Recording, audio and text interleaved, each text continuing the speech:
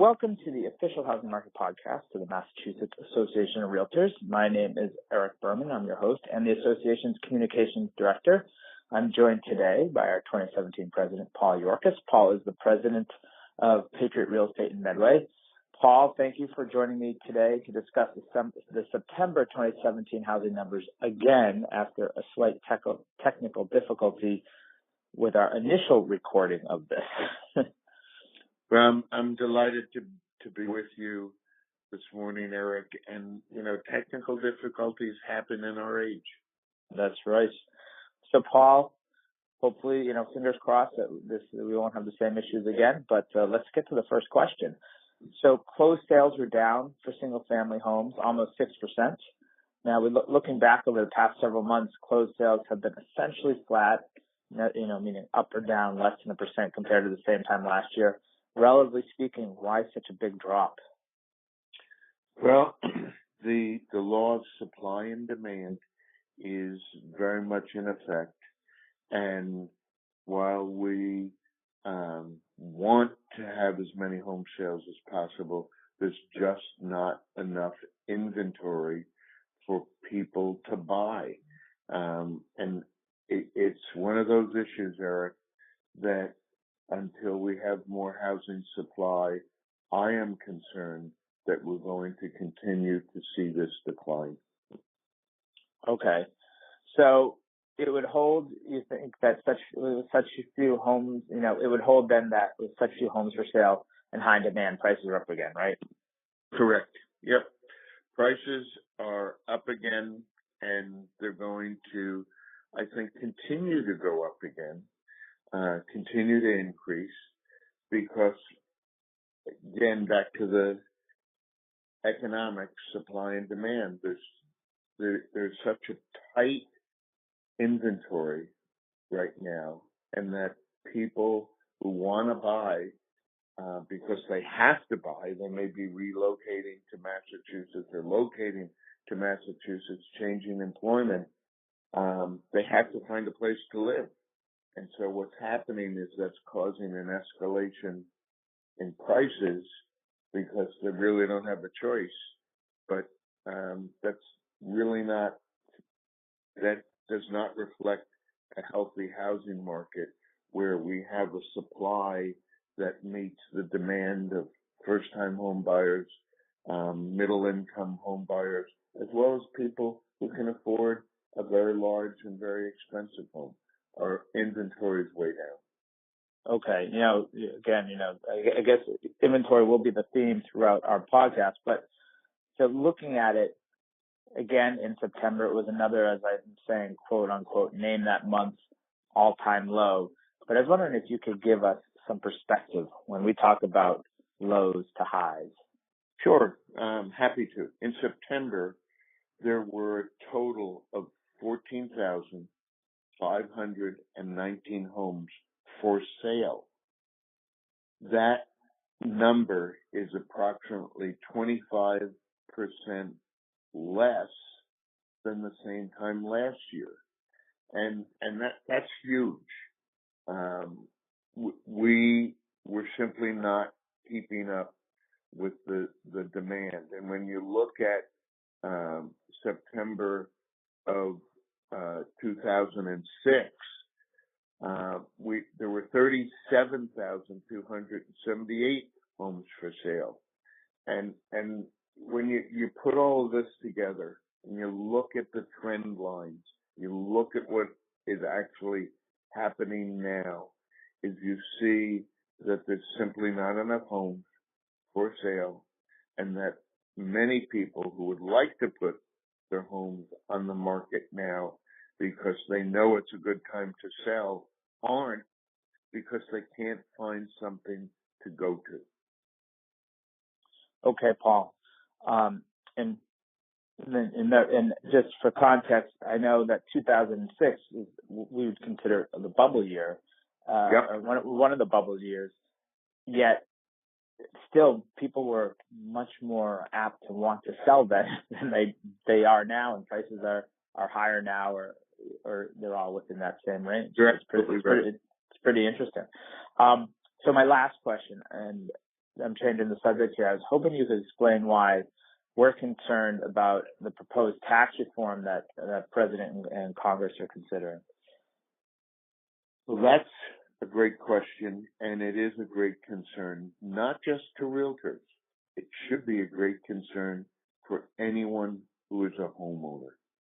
What Congress is currently considering is eliminating the mortgage interest deduction. They're currently considering eliminating the deduction for real estate taxes.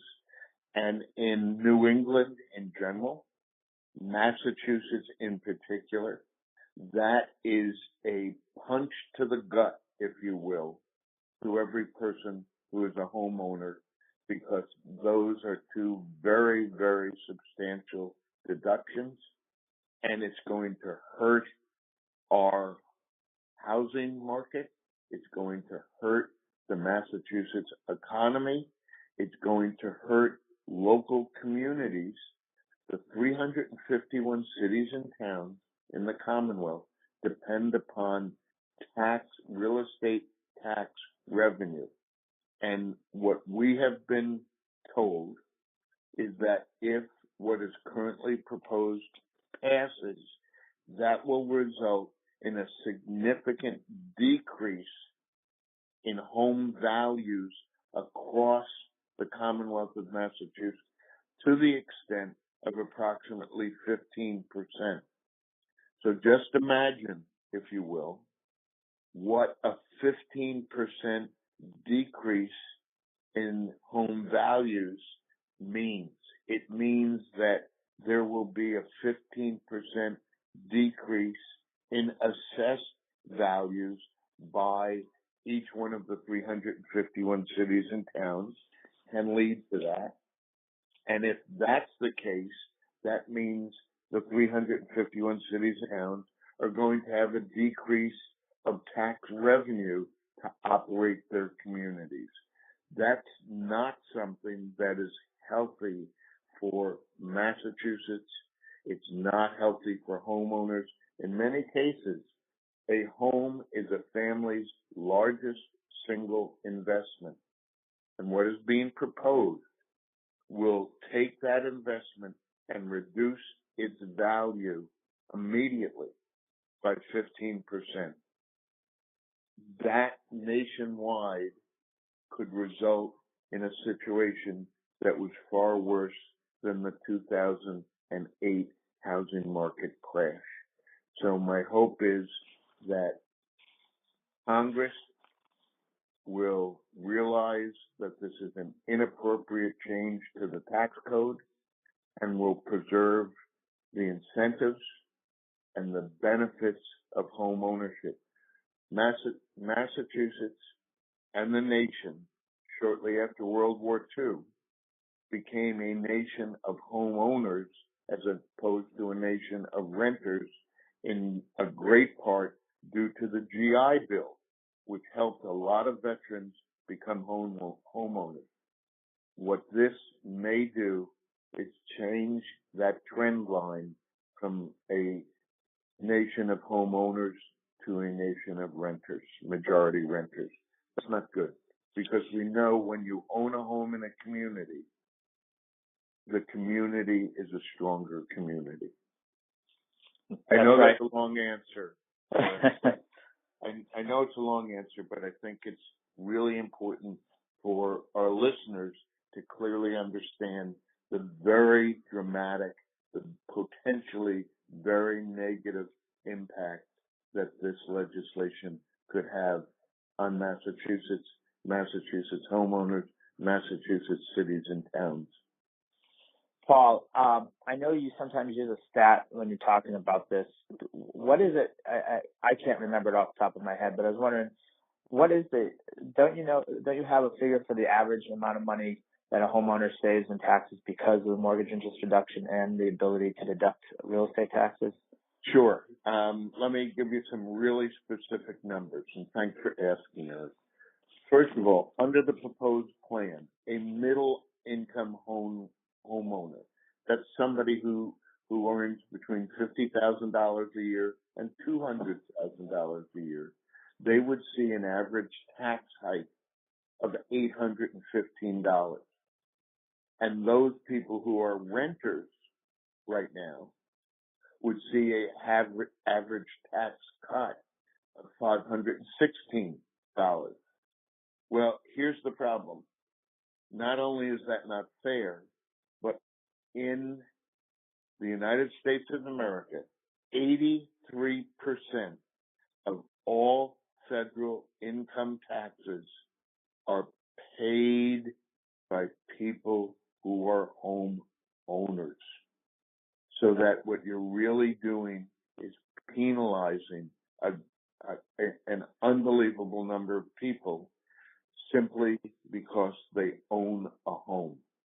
In Massachusetts, the current mortgage savings for a homeowner is $3,790 on their taxes. If this proposal goes forward, it would have extremely negative consequences, as I said earlier, as it relates to homeowners in the Commonwealth. And that's not fair. It doesn't make sense to me and people who are far more knowledgeable about economics. It's one of those issues that is going to harm our economy, and I'm not sure that Congress has heard from enough people yet to really understand that the public will be harmed by this. All right, Paul. Well, that's the last question I have. Thank you for those explanations. I know it's going to be helpful to a lot of people listening to this. I look forward to speaking with you next month. Thanks so much, Eric. I hope you have a great day.